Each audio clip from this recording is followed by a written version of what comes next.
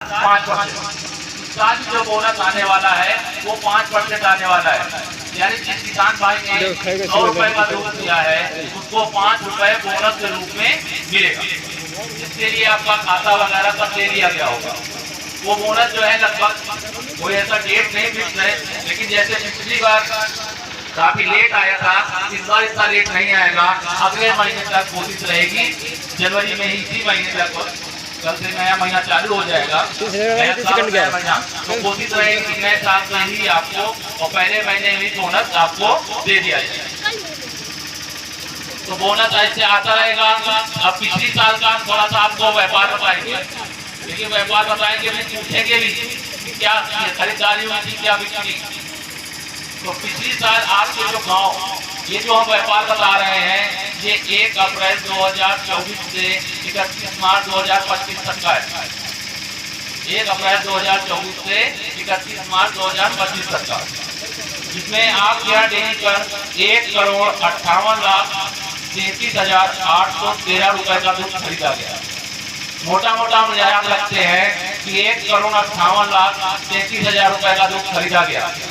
जो प्लांट पे बिक्री हुआ 1,63,39,027 रुपए। मोटा मोटा याद रखते हैं 1,58,33,000 का खरीदा गया और 1,63,39,000 का बिका। तो प्रॉफिट आया 5,05,000 रुपए, 5,05,214 रुपए। तो ये 5 लाख किसको मिलने चाहिए? चलाने वाले को, डेयरी के मालिक को। मालिक कौन है डेयरी का? गरीबों को मिला। बताएं, नाम बताएं। आप हैं? नहीं, ये लोग बताएं कौन है डेयरी का मालिक? हर साल बताया जाता है आपको, तो चल के बोलना चाहिए कि डेयरी के मालिक हम हैं। हर साल बताया जाता है कि नहीं? तो देखिए ऐसे ही 5 लाख बचे। अब 5 लाख अगर कोई भी दूसरी संस्था होती या कोई भी दूसरी डेयरी होती तो कहाँ चला जाता? डेयरी चलाने वाले की जेब में। लेकिन यहाँ ऐसा नहीं है। 5,05,000 में से 2,50,000 50% डेयरी चलाने वाले की तनख्वाह हो गई। 12,000 रुपए जिस कमरे में डेयरी चल रही है, 12,000 रुपए उसका किराया हो गया पूरे साल भर का।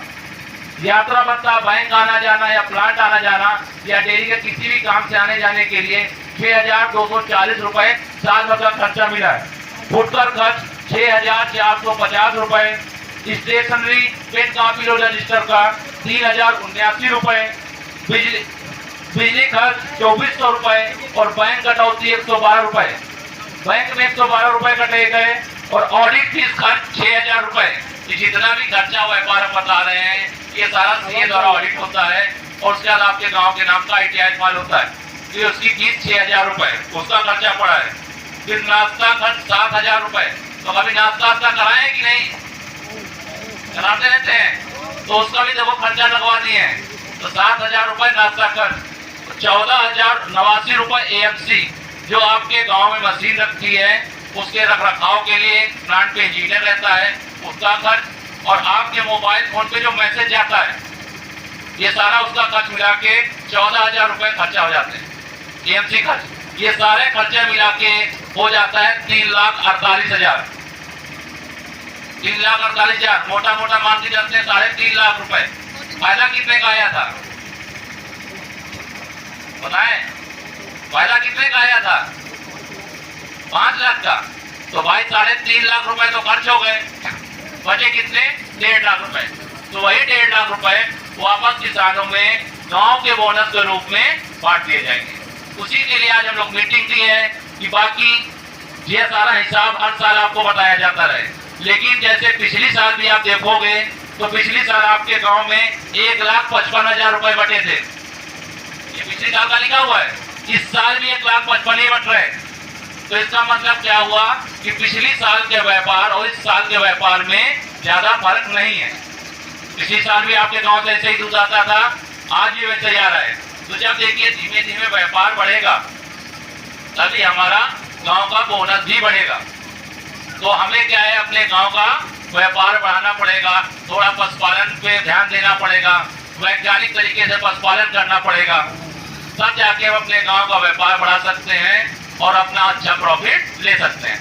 ऐसे ही इस बार जो बोनस आ रहा है 5% डेयरी देगी, तो जिस किसान भाई ने 100 रुपए का दूध दिया है, आपके दूध के पैसे से आपके गांव में जो कमाई हुई, जितना भी कमाया गया उससे सारे खर्चे निकाल दिए गए, डेयरी चलाने वाले का, डेयरी के सारे खर्चे निकाल दिए गए।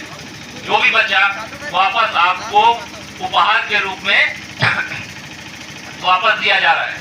ऐसे ही डेयरी भी करती है, डेयरी आपसे दूध देती है, उसके प्रोडक्ट बनाती है, आइसक्रीम है, पनीर है, ये सब बना के मार्केट में बेचने के बाद जो भी प्रॉफिट होता है उससे खर्चे, जैसे हम लोगों की तनख्वाह, प्लांट के खर्चे, ये सारा निकालने के बाद जो भी बचता है आपको बोनस के रूप में दे देती है। अब जैसा डेयरी हर साल प्रॉफिट करेगी वैसा आपको बोनस मिलता रहेगा। अच्छा, कई लोगों के मन में एक सवाल होगा कि पहली साल जब आया था तो 10% आया था, कई लोगों के मन में रहता है, तो हमने कहा कोई पूछे उससे पहले ही बता देते हैं। ठीक है कि देखिए, पहली साल जब आया था तो 10% आया था, लेकिन आज 2 साल से 5% आ रहा है। देखिए, 2 साल पहले, 3 साल पहले जब आया था तो उस समय मार्केट बंद थी और उस समय अपने यहाँ सिर्फ 2 प्लांट चलते थे उत्तर प्रदेश में, एक कानपुर में और एक लखनऊ में। लेकिन उसके बाद कि अपना तीसरा प्लांट बना बनारस में और चौथा अभी बागपत में बन रहा है। तो जब नए नए प्लांट बनेंगे तो डेयरी का खर्चा भी बढ़ता रहेगा, लेकिन जब प्लांट सुचारू रूप से अच्छी तरीके से चलने लगेंगे तो बोनस भी धीमे धीमे बढ़ेगा। तो जब ये वही चीज है, जब खर्चा ज्यादा रहेंगे तो बचत थोड़ी कम रहेगी, तो बोनस भी थोड़ा बहुत कम मिलेगा, लेकिन आने वाले समय में आपको अच्छा बोनस मिलेगा। तो इसके लिए आपको क्या करना रहेगा, अपना व्यापार बढ़ाकर, अपने गांव का व्यापार बढ़ाकर अच्छा बोनस लेना होगा। अभी बातें तो सारी कही है, लेकिन हम डॉक्टर जी को इनवाइट करते हैं, आमंत्रित करते हैं, आते हैं और आपसे थोड़े बहुत पशुपालन के विषय में बात करें।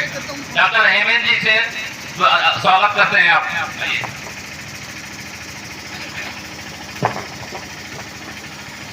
गाड़ी बजाओ, गाड़ी बजाओ।